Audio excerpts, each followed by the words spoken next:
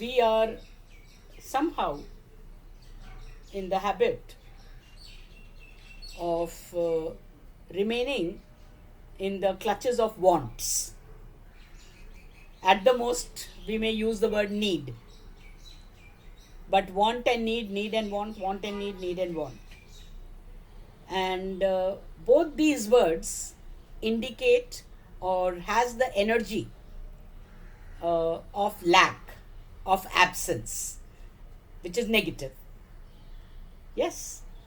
And every time we say that or we think in these words, we are increasing that negative energy.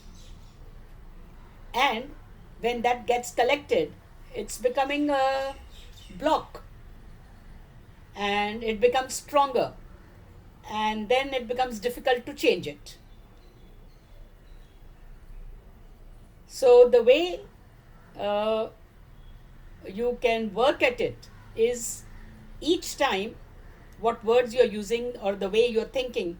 For thinking also we use language, isn't it?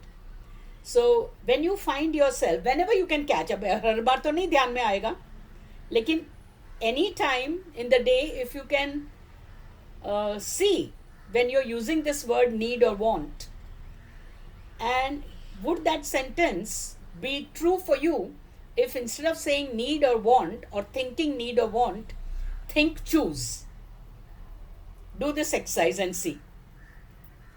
And let's see what comes out of it when you do this exercise. How often you are able to remember is one, how often you are actually able to do is another, and what you go through when you try to replace it with choose is very, very vital. Okay? So observe yourself. Don't try to change, but at least observe yourself what happens when you replace it with choose.